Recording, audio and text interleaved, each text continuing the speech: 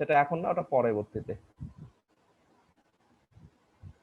আর sir এই প্রোগ্রামগুলো দিয়ে অ্যাপ্লিকেশন কিভাবে তৈরি হয়? প্রোগ্রামগুলা এটা তো একেবারে ইনিশিয়াল ইনিশিয়াল, তো আর অ্যাপ্লিকেশন হচ্ছে না, তোমাকে এটাতে আরো মাথা খাটাতে হবে। যেমন তুমি ধরো আহ, একটা এজ ক্যালকুলেশন করছো, ঠিক আছে? তাহলে এজ ক্যালকুলেশন করতে হলে খেয়াল করে দেখো যে তোমার রানিং যে কারেন্ট সময়, সেই সময় থেকে তোমার যে বয়সের যে ডেটটা আছে, ডেট অফ বার্থ, সেটা ডিফারেন্সটা বের করতে হবে। বের করে তোমাকে ক্যালকুলেট করে বলতে হবে যে হ্যাঁ, আপনার বয়স এত বছর, এত মাস, এত দিন। তো এই যে এই কাজটা করছে, এটা ওয়ান কাইন্ড অফ কি অ্যাপ্লিকেশন না, এজ ক্যালকুলেট করা। এজ ক্যালকুলেটর দেখবা অনলাইনে প্রচুর এজ ক্যালকুলেটর আছে। ঠিক এরকম বিভিন্ন রকমের অ্যাপ্লিকেশন আছে, সেটা তোমাকে তখন চিন্তা ভাবনা করতে হবে। যেমন তুমি নিজে চিন্তা করো যে রসায়নে তোমরা করে আসছো না পর্যায় সারণী। এখন তুমি একটা অ্যাপ্লিকেশন এভাবে চিন্তা করছো যে আমি 50 নাম্বার, তাহলে তোমাকে আগে থেকে এগুলো সব ডাটাবেস তৈরি করতে হবে, ডাটাতে রাখতে হবে। যখনই আমি 50 নাম্বার দেবো, 50 নাম্বারটা কি সেই সম্পর্কে আমার ডিটেলস তথ্যটা বের হয়ে আসবে। One kind of application. এই যে তোমার হলো এগুলো পরবর্তীতে আস্তে আস্তে তোমরা দেখবা। এটা করে তোমাকে যেটা দেওয়া হবে সেটা করে বেসিক। আচ্ছা, তো আজকে আমরা যে টপিকসটা করব সেটাকে আমরা বলছি হলো কন্ট্রোল স্টেটমেন্ট। কন্ট্রোল স্টেটমেন্ট সম্পর্কে যদি আমরা বলতে চাই, তাহলে যে আসলে কন্ট্রোল স্টেটমেন্ট বলতে কি বোঝানো হয়, দেখো তোমাকে তোমাকে যখন প্রোগ্রামগুলো করলা, এই 9টা প্রোগ্রামটাই কিন্তু জাস্ট ইনপুট নিয়েছো, যোগ করছো, আউটপুট দিচ্ছ। তার মানে শুধুমাত্র ইনপুট নিয়ে সেটার প্রসেস করে আউটপুটটা দেওয়া হচ্ছে। এখানে কিন্তু তোমার নিজস্ব কোনো কন্ট্রোলিং নাই। আর এখন আমরা যেটা বলছি সেটা হলো নিজস্ব যদি কন্ট্রোল থাকে। কি রকম? যেমন তোমাকে বললাম 10 থেকে বড়, 20 থেকে ছোট জোড় সংখ্যাগুলাকে তোমাকে যোগ করতে হবে।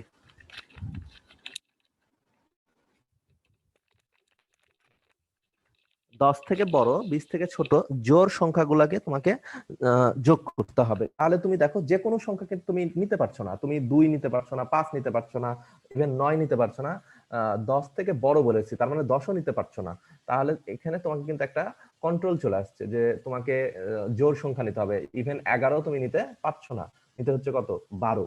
তারপর 13 নিতে পারছো না, তারপরে তুমি নিচ্ছ 14। তাহলে এই যে তুমি দেখো একটা কন্ট্রোলিং পাওয়ার, যে তুমি ইনপুট গুলা নিচ্ছ, সেই ইনপুট গুলা কিন্তু তোমাকে ফিল্টার করতে হচ্ছে। যে আমি চাইলে যে সব যে কোনো মান আমি ইনপুট নিব সেটা না, আমার ওখানে একটা কন্ট্রোল আছে, সেটা আমি চেক করছি, করে আমার কন্ডিশন যেটা দিচ্ছি সেই শর্ত অনুযায়ী যদি আমার পূরণ করে, দেন আমি সেটা নিতে পারবো, আদারওয়াইজ নিতে পারবো না। এভাবে চেক করে যেগুলো যেগুলো ইনপুট হচ্ছে, যেমন 12, 14, 16, 18, এ কয়েকটা তুমি ইনপুট হিসেবে নিতে পারবা, দেন সেগুলো যোগ করে রেজাল্টটা দিবা। তাহলে এই ধরনের কাজ যখন করছি, তখন সেটাকে আমরা বলছি হলো কন্ট্রোল স্টেটমেন্ট। তুমি সকালবেলা ঘুম থেকে উঠবা, বা এই যে এখন যে রমজান মাস, সেহরিতে উঠবা, এখন তুমি অ্যালার্ম দিয়ে রাখছো। তুমি কখন অ্যালার্ম দিলা?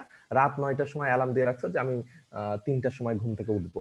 তাহলে রাত 9টার পরবর্তী সময় কত? 10টা। তোমার ঘড়ি টাইম আর তোমার দেওয়া যে টাইম সেটা ম্যাচ করবে।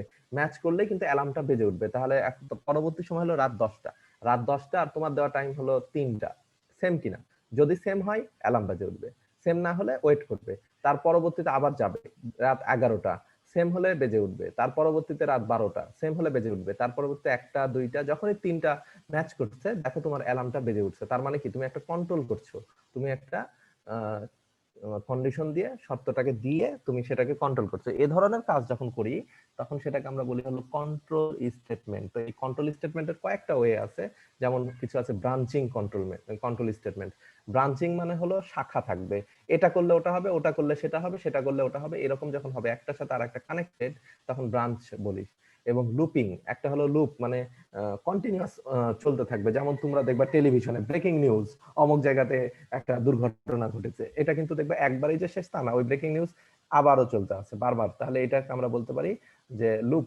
যেমন রাস্তাতে লাইট যেটা জ্বলে, লাল বাতি, সবুজ বাতি, হলুদ বাতি, এটা দেখবা নির্দিষ্ট সময় পর পরে রিপিট হয়। বিয়ে বাড়িতে যে আলোকসজ্জা হচ্ছে, এটাও দেখবা নির্দিষ্ট সময় পর পরে রিপিট হয়। অতএব এটা কি বলতে পারি? লুপিং।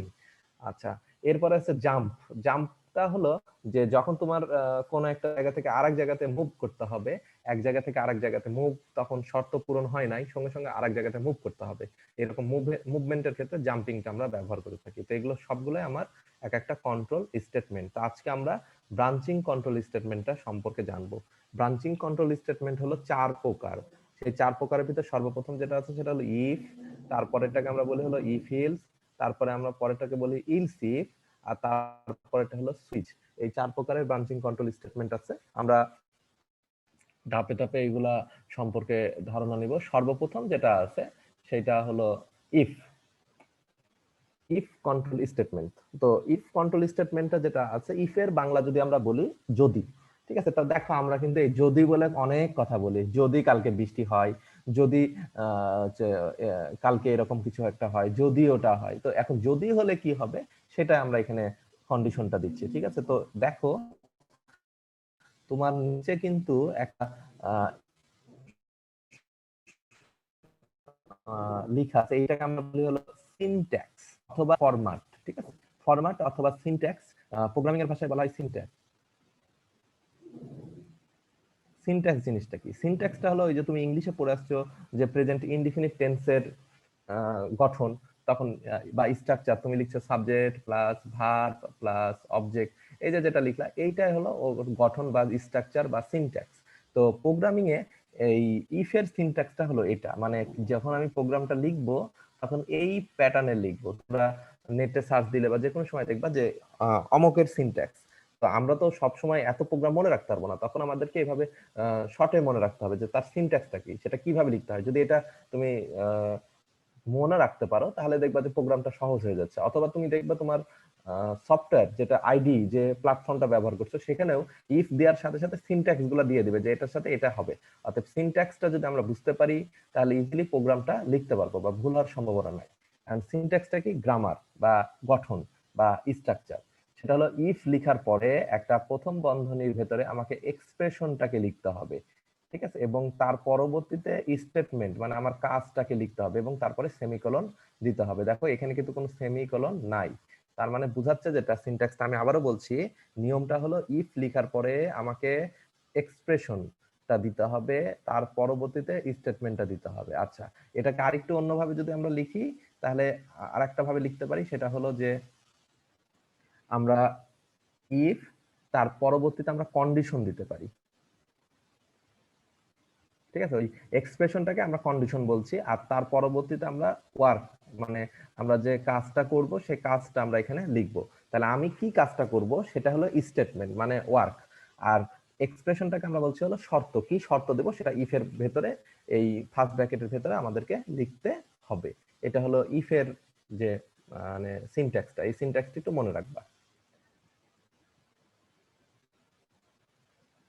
আচ্ছা, সেটাই খেয়াল করে দেখো যে এই ইফ স্টেটমেন্টের যে কার্যক্রমটা আছে সেই কার্যক্রমটা ঠিক এরকম যে ফার্স্টে একটা আমার কন্ডিশন, এখানে কন্ডিশন ডায়মন্ড শেপ দ্বারা বোঝানো হচ্ছে কন্ডিশনটা। যদি কন্ডিশনটা ট্রু হয় তাহলে আমার বডি অফ ইফ মানে ইফ এর কাজটা হবে, আর ফলস হলে কিছুই হবে না। আর মানে ইফটা শুধুমাত্র কন্ডিশন ট্রু হলে কাজ করবে, আদারওয়াইজ ফলস হলে কাজ করবে না। আচ্ছা, খেয়াল করে দেখো এই এটা সম্পর্কে আমি একটা উদাহরণ দিই তাহলে জিনিসটা আহ, ভালো হবে। ধরে নাও যে আমাদের এখানে উম, আহ, ধরো হলো তোমার হলো পরীক্ষার রেজাল্ট আমরা চেক করব। তো পরীক্ষার রেজাল্ট যদি চেক করতে যাই তাহলে যে কোনো একটা স্টুডেন্ট পাস করেছে না ফেল করেছে সেটা আমরা চেক করব। তাহলে পাস করেছে না ফেল করেছে সেটা যদি চেক করতে চাই তাহলে কততে পাস সেটা আমাদেরকে দেখতে হবে। পাস মার্কস হলো আনুমানিক ধরো হলো 40-এ পাস অথবা 33-এ পাস, যে কোনো, আমরা আপাতত 40 ধরে নিলাম। তাহলে 40-এ যদি পাস হয় তাহলে আহ পাস না ফেল তার মার্কসটা সেটা যদি করতে হয় তাহলে আমাকে যেটা করতে হবে, ধরো এ দ্বারা আমরা রিপ্রেজেন্ট করছি হলো মার্কস, সেটা যে কোনোটাই হতে পারে। তাহলে আমরা শর্তটা এইভাবে দিব, ইফ এই মার্কসটা এম যদি বড় হয় কার থেকে? 40-এর থেকে, এবং সাথে কি আছে? সমান, তাই না? কারণ হলো 40 পেলেও তো হলো পাস হবে, তাই না? তাহলে বড় এবং যদি সমান হয় কার? 40-এর, তাহলে আমরা বলবো কি? পাস। বোঝা গেছে কিনা? তাহলে এই যে শর্তটা দিচ্ছে, এখন কোনো কারণে এম ইকুয়াল টু ধরো 50, তাহলে এইটা কি দেখাবে? পাস দেখাবে। এম ইকুয়াল টু 70, তাহলে এটা কি দেখাবে? পাস দেখাবে। তাহলে শর্তটা বুঝতে পারছো? এই যে শর্তটা কি, এক্সপ্রেশনটা এটা দিলাম, এই যে M less than or equal 40 যদি হয় স্টেটমেন্টটা কি পাস। ঠিক আছে, তাহলে এটা আমার মূল থিমটা। আচ্ছা, এই ইফের একটা সমস্যা আছে, সমস্যাটা হলো যে ইফের কন্ডিশনটা ট্রু হলেই কাজ করে, ফলস হলে কাজ করবে না। আমি আবারও বলছি, ইফ কন্ডিশনটা কাজ করে হলো ট্রু হলে, ফলস হলে কাজ করবে না। আচ্ছা, এখন নেক্সট আমরা যেটাতে যাব সেটার নাম হলো ইফ ইলস। ইফ ইলসটা আবার কি জিনিস? ইফ ইলসটা হলো যে এখানে কন্ডিশনটা দুইটা কাজ করবে এবং ট্রু এবং ফলস দুইটা নিয়েই কাজ করবে।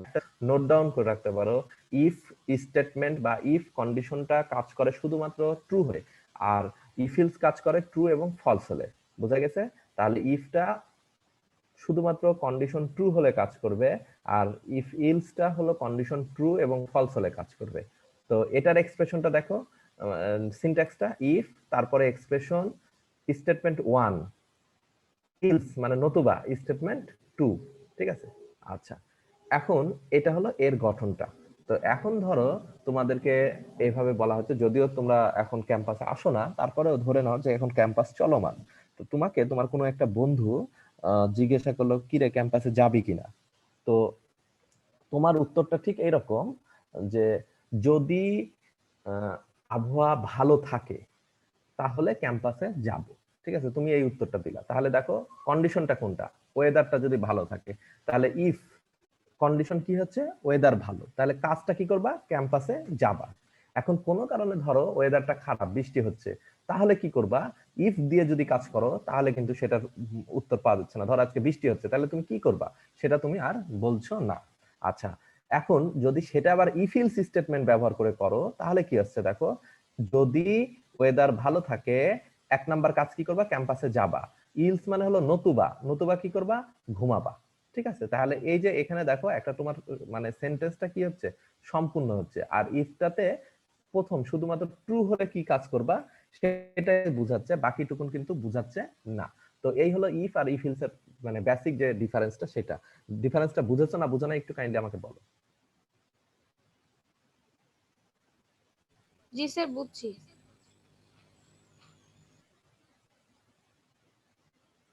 বাকিরা, ঘুমানো পাবলিকরা? জি স্যার, বুঝতে পারছি। জি স্যার, বুঝছি। বুঝতে জি স্যার, পারছি স্যার। বুঝছি। তৌফিক? জি স্যার। আচ্ছা আচ্ছা, কায়ুম কি কিছু শুনেছো?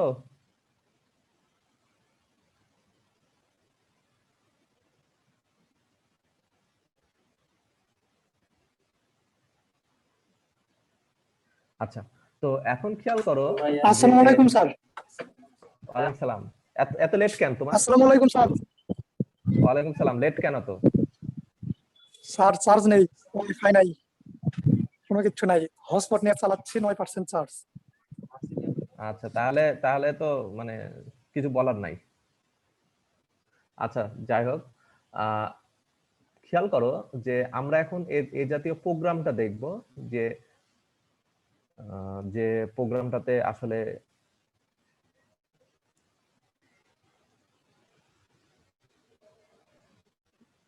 ইফ এবং ইফ ইলস নিয়ে যে প্রোগ্রাম আছে, সেই প্রোগ্রামটা আমরা যদি করি তাহলে প্রোগ্রামটা কেমন হবে, সেই প্রোগ্রাম সম্পর্কে আমরা একটু দেখি।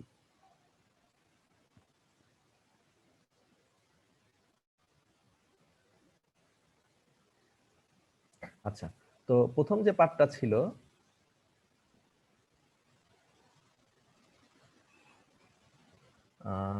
আমি কোথায় ছিলাম?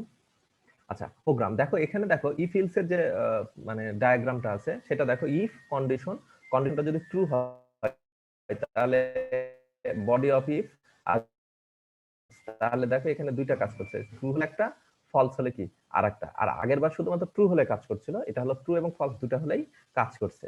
তো এর উপর ভিত্তি করে এখন আমরা প্রোগ্রামে চলে যাব সরাসরি। যে একটা প্রোগ্রাম যদি আমরা দেখি, প্রোগ্রাম করি, তাহলে আশা করি বুঝতে পারবা বিষয়টা।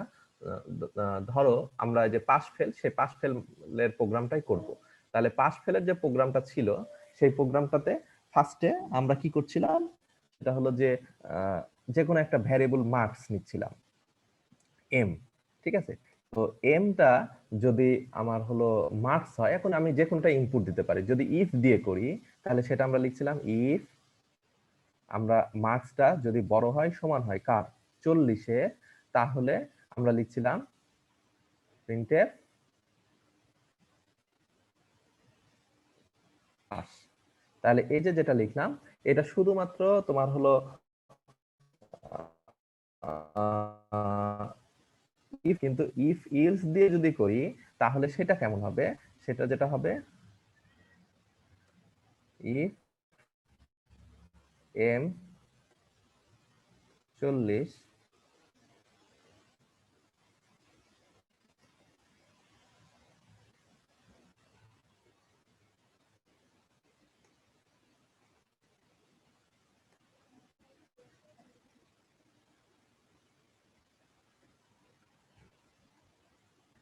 এবার খেয়াল করে দেখো প্রথমটা যেটা আছে শুধুমাত্র পাস হবে, আর এটা হলো পাস এবং ফেল দুইটাই দেখাবে। ঠিক আছে, এই হলো দুইটার মধ্যে ডিফারেন্স। তা আমরা সরাসরি এই দুইটা প্রোগ্রাম এখন আমরা একটু দেখি, সরাসরি প্রোগ্রামে যাই।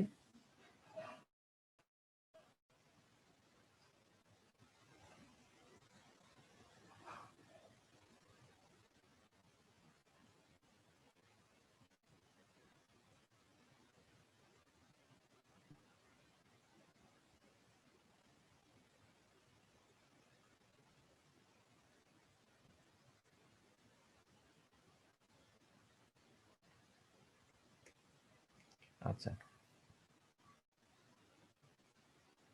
তোমরা কায়ুম কি বুঝতে পেরেছো?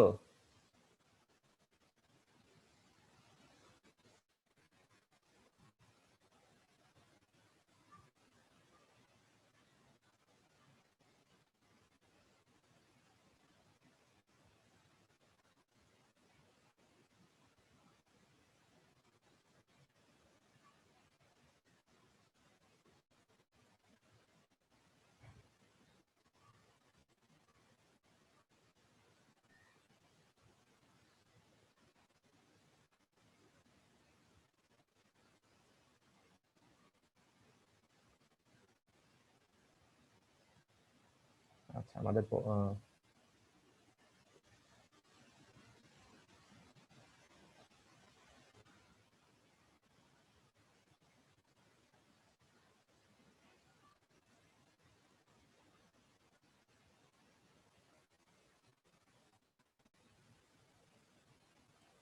আমরা আজ এখন যে প্রোগ্রামটা করব সেই প্রোগ্রামটা হলো ইফ আর ইফ ইলস, এটা দিয়ে কোনো একটা মার্কস পাস না ফেল সেটা চেক করব। তাহলে প্রথমে আমাদেরকে ভ্যারিয়েবল নিতে হচ্ছে, সেই ভ্যারিয়েবলটা আমরা নিয়ে রাখছি ইন্টিজার এম দ্বারা। ঠিক আছে, এমটা আমাকে ইনপুট নিতে হবে।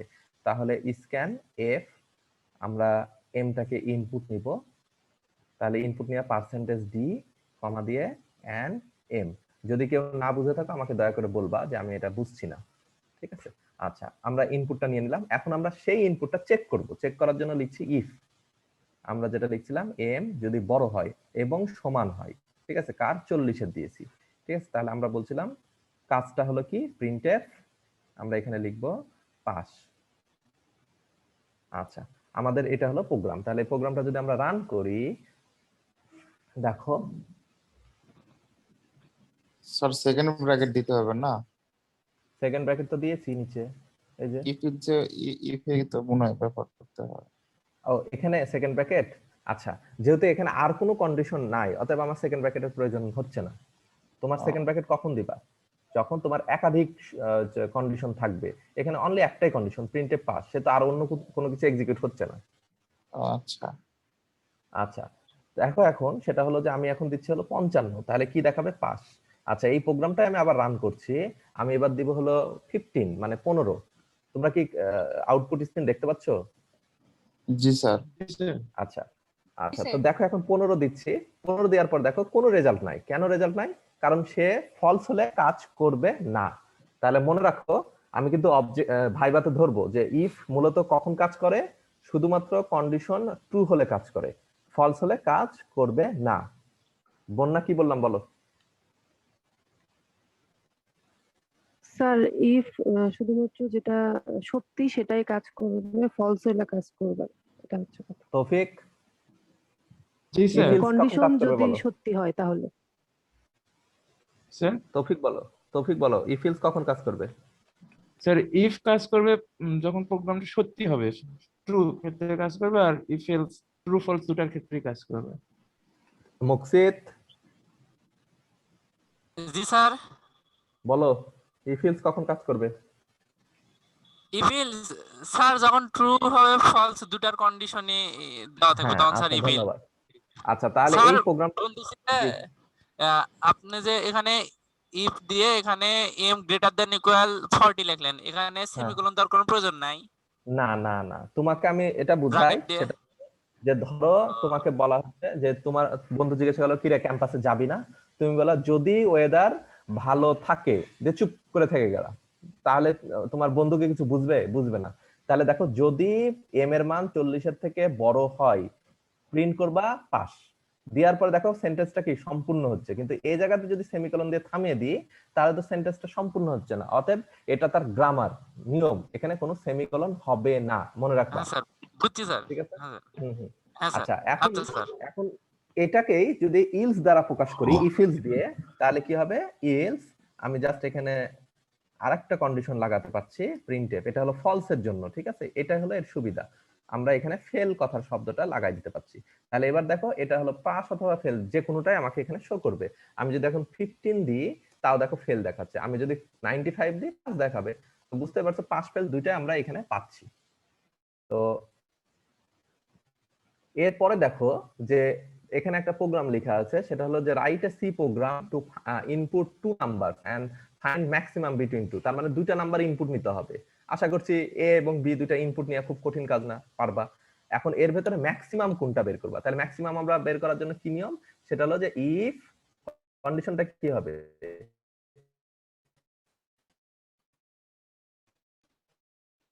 এ বি এর থেকে বড় কিনা, এই এ গ্রেটার দেন বি, তাহলে যেটা হবে সেটা তোমার এখানে শো করবে। ঠিক আছে? তার মানে ইজিলি বুঝতে পারছো যে কোনটা বড় সেটা। যদি এটা হয় তাহলে প্রিন্টএফ এ ইলস প্রিন্টএফ বি, মানে এ বড় না হলে বি বড়, সেটা তোমাকে বলেছে ম্যাক্সিমাম বের করার নিয়ম। আচ্ছা যদি মিনিমাম বলে তাহলে এ লেস দেন বি, তাহলে এটা তুমি ইজিলি নিজে প্রোগ্রাম করতে পারবা। আচ্ছা এরপরে দেখো আর একটা প্রোগ্রাম লিখে even or odd, even or odd মানে কোন একটা সংখ্যা জোড় না বিজোড় সেটা বের করতে হবে। এখন কথা হলো জোড় না বিজোড় সেটা বের করার নিয়মটা কি? খেয়াল করো, খালি সবকিছু ঠিক আছে, কন্ডিশনটাই তোমাকে এখন চিন্তা হবে, তাহলে প্রোগ্রাম করতে পারবা। জোড় না বিজোড়, তো ধরো আমি দিলাম 7, এটা জোড় না বিজোড়, কে বলতে পারে? বিজোড় স্যার। বিজোড়। এখন বিজোড় কিভাবে বুঝলা? স্যার 2 দিয়ে ভাগ দিলে ভাগ আর যায় 2 না। পয়েন্ট আসতেছে। হ্যাঁ 8 জোড় না বিজোড়? জোড়। তো এইটা আসলে লজিকটা কি? লজিকটা কিন্তু তুমি নিজে বলে দিচ্ছ, 2 দ্বারা ভাগ লাগাতে হবে। তাহলে আমি এটাকে 2 দ্বারা ভাগ লাগাই, তাহলে কত হচ্ছে? 3 দুগুণে 3.5 ভাগশেষ থেকে গেল 1। আর এটাকে যদি 2 দ্বারা ভাগ লাগাই হয় কি, আমি একটা কথা বলতে পারি যে কোন একটা সংখ্যাকে 2 দ্বারা ভাগ করব, করে যদি ভাগশেষ 0 পাই তাহলে বলবো হলো জোড়। আবারও বলছি, কোন একটা সংখ্যাকে 2 দ্বারা ভাগ করে ভাগশেষ যদি 0 পাই তাহলে বলবো জোড়, আদারওয়াইজ বলবো কি বিজোড়। তাহলে সংখ্যাটা কি? সংখ্যাটাকে যে কোনোটা হতে পারে, আমি ধরে নিচ্ছি এম, সেটাকে ভাগ করব কত? ভাগ করব 2 দ্বারা, তাই না? করে ভাগশেষ, তাহলে এটা পার্সেন্টেজ দ্বারা বোঝাচ্ছি ভাগশেষ, তাহলে 2। তাহলে দেখো শর্ত হবে যে কোনো সংখ্যা এ, এটাকে 2 দ্বারা ভাগ করে ভাগশেষ ইকুয়াল যদি 0 হয়। এখন এই ইকুয়াল ইকুয়ালটা কি সেটা খেয়াল করো, যে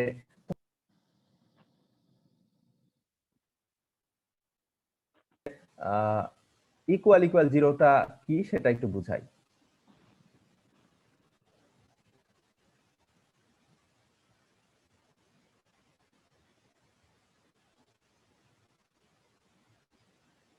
আচ্ছা ইকুয়াল ইকুয়াল 0 যেটা, সেটার থিমটা হলো, খেয়াল করো যে কোনো কারণে আমরা বলছিলাম এ ইজ ইকুয়াল 5, এর মানে হলো এর মান 5, ঠিক আছে? এ ইজ ইকুয়াল বি, এর মানে হলো এর মান বি এর মান সমান। আর আমরা যদি প্রোগ্রামিং এ সমান কিনা তুলনা করি তখন লিখতে হবে এ ইকুয়াল ইকুয়াল 5, বুঝলা কিনা? প্রথমটা হলো এর মান 5 আমি ধরে নিচ্ছি আর a এর মান 5 কিনা তুলনা করছি মানে দাঁড়িপাল্লাতে মাপছি, তখন আমাদেরকে প্রোগ্রামিং এ ব্যবহার করে থাকি। ঠিক আছে, এই জন্য আমরা লিখলো m পার্সেন্টেজ টু ইকুয়াল 0 কিনা। ঠিক আছে, m পার্সেন্টেজ টু ইকুয়াল 0 কিনা সেটা আমরা চেক করছি, এটা 0 সমান কিনা সেটা তুলনা করছি হলো আমরা তোমার হলো এই প্রোগ্রামটাতে। এই জন্য আমরা এখানে লিখছি যে ইভেন অর ওড। তাহলে এইটা যদি করতে চাই তাহলে আমাদের প্রোগ্রামটাতে কি করব? প্রোগ্রামটাতে কিছু করতে হবে না, খালি এই শর্তটা চেঞ্জ করতে হবে। শর্তটা কি হবে? এম এর জায়গাতে কি হবে? পার্সেন্টেজ হয়ে যাবে তখন হলো 2, আর একটা হবে ইকুয়াল 0। এটা হলো শর্ত। যদি এটা হয় তাহলে even or odd. Even or odd মানে হলো জোড় আর বিজোড়। তাহলে প্রথমটা হবে ইভেন আর পরেরটা আমরা লিখে দেবো কি ওড। ঠিক আছে, বুঝলা কিনা? তাহলে এটা হলো শর্ত, 2 দ্বারা ভাগ করে ভাগশেষ যদি 0 সমান হয় তাহলে জোড় অথবা বিজোড়। এইটা হলো স্যার শর্ত। জি স্যার ইকুয়াল ওটা একটু বুঝে দিন। ইকুয়ালটা হলো সমান কিনা তুলনা করার জন্য আমরা ব্যবহার করে থাকি। ঠিক আছে, আমরা প্রথমে যে ব্যবহার করি সেটা হলো a ইকুয়াল 5, এর মান 5 ধরে নিচ্ছি সমান। আর যদি বলি a ইকুয়াল 5 এর মানে হলো a এর মান 5 কিনা তুলনা করা। এখন এখানে কি আমি বলে দিচ্ছি 0 না 0 সমান কিনা তুলনা করছি? এখানে আমরা তুলনা করছি। প্রোগ্রামিং এ তুলনা করার জন্য ডাবল ইকুয়াল ব্যবহার করা হয়। আমি বুঝতে পেরেছি না পারি না? জি স্যার বুঝছি। ঠিক আছে, 0 সমান কিনা, এই পারের মানটা 0 সমান কিনা তুলনা করছি, এই জন্য আমরা এটা লিখেছি। আর যদি কোনো জায়গাতে 0 সমান তুলনা করব না, তখন শুধুমাত্র a ইকুয়াল টু 5 লিখে দিব। তখন মানে হলো a এর মান 5 ধরে নিচ্ছি। a ইকুয়াল টু 5 মানে এর মান হয় 5। আর যখন ইকুয়াল বলছি তার মানে সমান কিনা তুলনা করছি, মানে দাঁড়িপাল্লাই মাপ করছি। এই হলো দুইটার মধ্যে পার্থক্য। বোঝা গেছে না যায়নি? জি স্যার। আচ্ছা, তাহলে এইটা হলো আমাদের আজকের প্রোগ্রাম বা আজকের টপিকস, সেটা আমরা আলোচনা করলাম যে কিভাবে এটা করতে হয়। এবং 3টা প্রোগ্রাম অলরেডি দিয়েছি, pass fail, even odd, maximum, between 2, এই 3টা করে শেষ করা আছে। ঠিক আছে, এর পরবর্তীতে আমরা নেক্সট টপিকসে যাব। জি স্যার। কারো কোনো বক্তব্য আছে?